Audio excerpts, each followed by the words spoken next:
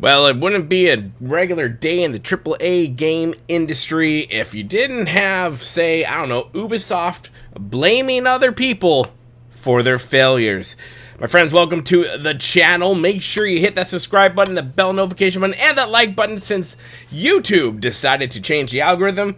All the interactions count even more. Friends, let's get into this. This is an article from the Park Place. Ubisoft, my friends, as we all know, has been going through a trying time now since the failure of Assassin's Creed Shadows. That thing has just gone kaput.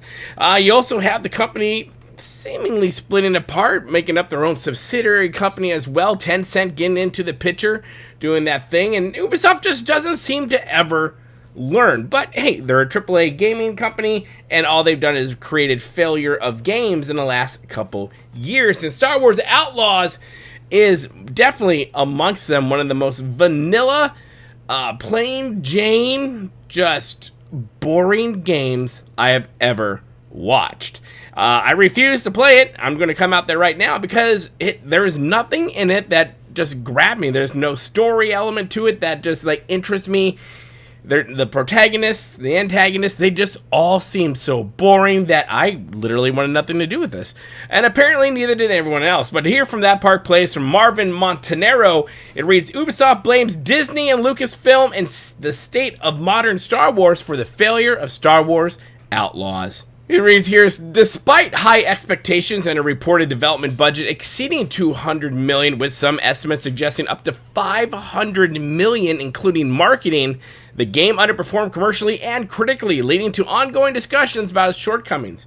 Recently, Ubisoft CEO Yves Guillemot addressed the game's failure during a general shareholder meeting, attributing part of the blame to the state of Star Wars brand itself, indirectly pointing fingers on behalf of Ubisoft at Disney and Lucasfilm. I mean, yes, there might be a part of it. I think people are tired of Star Wars, the regular IP in general, with everything that Disney did to it. The Acolyte being one of its latest, like the most monumental failure of the Star Wars IP in all their shows that they have done. It was a horrible show. I couldn't even, I tried. I gave it up to 5 episodes and I was done. I couldn't hang in there anymore. Just horrible writing, horrible acting. It was just bad. This is what happens when activists get into the door and you let them make something and you get the Acolyte, which, again, had potential, but as activists do, they squandered it. He continues, by October 24th, Ubisoft confirmed that this in earnings reports, noting stagnant sales, implementing a cost reduction program that included layoffs and project delays. The game's issues contributed to a broader crisis at Ubisoft, with stock prices tanking over 50% in 2024, and investors calling for management changes or even taking the company private. That is true. You don't want any of that to happen. And that is what happened at Ubisoft. Ubisoft is in a horrible place. I am shocked, to be honest with you, that Ubisoft hasn't closed its doors and that they didn't sell all the rights to the actual good games like Assassin's Creed, at least the IP, the whole IP on that one. I'm shocked that they have not closed the doors because of the repeated activist and just them ignoring what us gamers want, whereas you have Sandfall Interactive with Expedition 33, ex-Ubisoft employees, at least a couple, like the first two that made the game, they came in and said, let's make a game that we can love and that we want our gaming brothers and sisters also to love. And they did, and it destroyed the entire competition, and it's still going gangbusters out there. While games like Dragon Age Veilguard, Assassin's Creed Shadows, these games fail.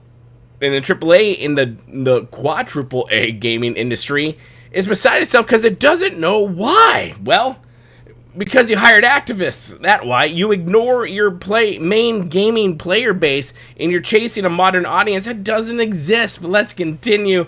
Ubisoft CEO blames the Star Wars brand. During Ubisoft's general meeting on July 18th of 2025, Guillemot was directly asked about Outlaws' failure to meet sales targets. He responded by admitting internal shortcomings but pivoted to external factors. Outlaws was released, he says, and I quote, at a time when the brand that it belonged to was in a bit of a choppy waters. It still is. It's stormy waters. He said, shifting the blame from Ubisoft to Disney. He elaborated that there was less interest in the franchise at that time, suggesting the broader Star Wars IP had lost some of its cultural pull. Guillemot expressed hope for recovery, mentioning potential further improvements and a possible Nintendo Switch 2 port to boost sales. I can guarantee you right now that as the time has come and gone for the window for this game to do really well, their sales are not going to get boosted on this one. That is for sure. Like I said, plain Jane, a milquetoast protagonist that just has no soul. And from what I've been seeing people talk about as well, that the quests are boring, the stealth is whatever. Like, there's nothing in this game that, like, yeah, takes risks. There's nothing in this game that, like, tries to bring something new to the genre. And that's a big problem in the gaming industry, is that too many games these days being created by AAA games are just boring. They're boring and they're too damn preachy, and us regular gamers want nothing to do with that bullshit. Montanaro continues, while the Ubisoft CEO didn't name Disney or Lucasfilm directly, his comments implicitly critique their stewardship of the brand. I mean, he's not wrong. Disney has destroyed the Star Wars brand. What should be an evergreen brand, a brand that is not just culturally significant, but a brand that just will never go away, Disney has destroyed it. They really have, and you can't say they haven't. Okay, they destroyed it and tried to implement stupid leftist, activist crap into it, and the majority of people are just like, we don't want this. You are destroying something that we love. And that's all these people do, is they don't know how to actually create something new, but they take what's old and destroy it for everyone else. He continues in the article, since acquiring Lucasfilm, Disney has faced accusations of franchise fatigue. Only because, and I swear to you guys, it's because of who is making these movies and who's making these TV shows and the propaganda bullshit they're trying to push down into these TV shows and movies. No one wants that. I guarantee you, if every single one of the Star Wars things were made like you would a regular Star Wars movie or TV show, they would have been gangbusters. People would have loved them, and we would never have this thing called a franchise fatigue. He continues, due to polarizing projects like The Acolyte, canceled after only one season in 2024 amid low viewership and backlash. The underwhelming films like The Rise of Skywalker, yeah, that film was trash. Critics argue Disney's focus on diversity initiatives and rapid content output has alienated core fans, and it has 100%, leading to declining box office and merchandise sales, effectively tanking interest in the most evergreen franchise in the history of pulp culture. In no way, during this whole thing, is any of that wrong. 100%. Like we've talked about before, they are putting all this DEI bullshit in there, and they're just trying to, like, go, girls are best. I mean, I have nothing wrong with the girl protagonist. As long, a strong female protagonist. Nothing wrong with that whatsoever. It's how that protagonist is portrayed and written. That's where the crucial parts are.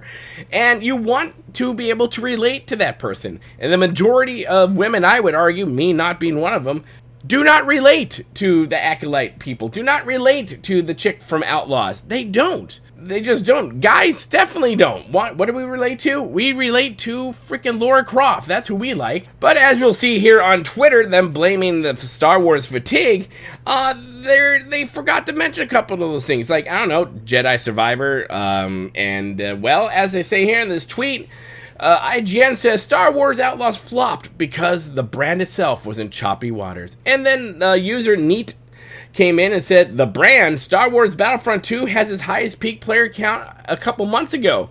The feckless, senile slimeball Ubisoft CEO is dancing in his diaper for his shareholders. Let the copium flow and the shareholders be none the wiser.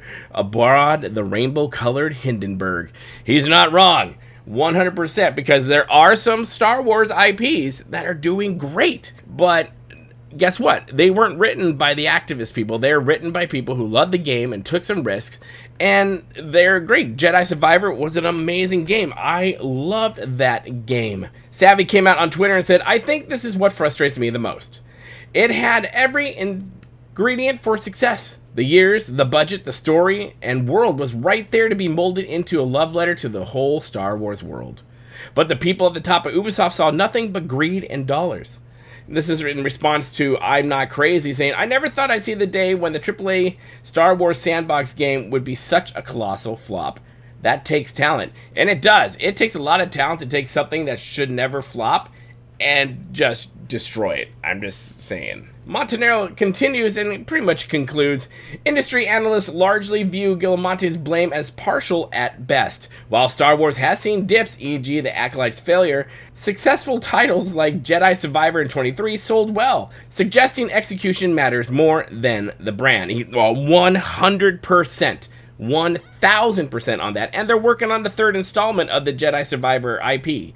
He continues, on forums like Reddit and NeoGAF, threads criticize Ubisoft for not addressing core issues like unrealistic, bare-fisted punches to helmets or the inability to act like a true outlaw. And that's the thing, friends. That is the thing.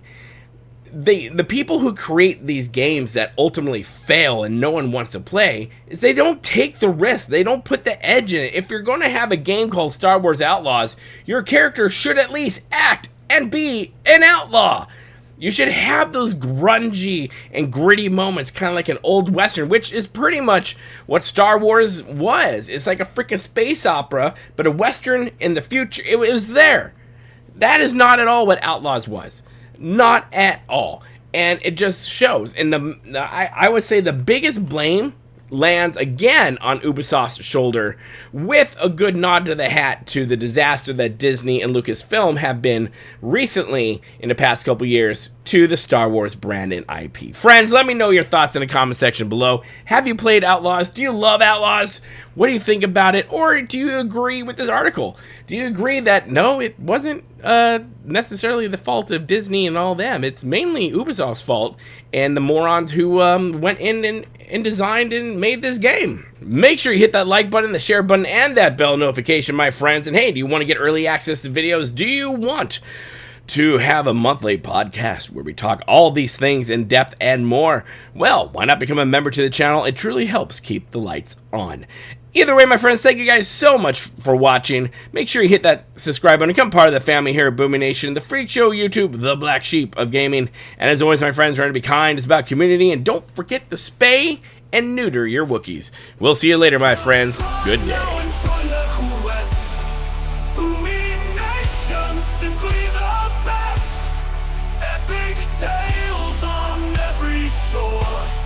Hit that button, ask for more.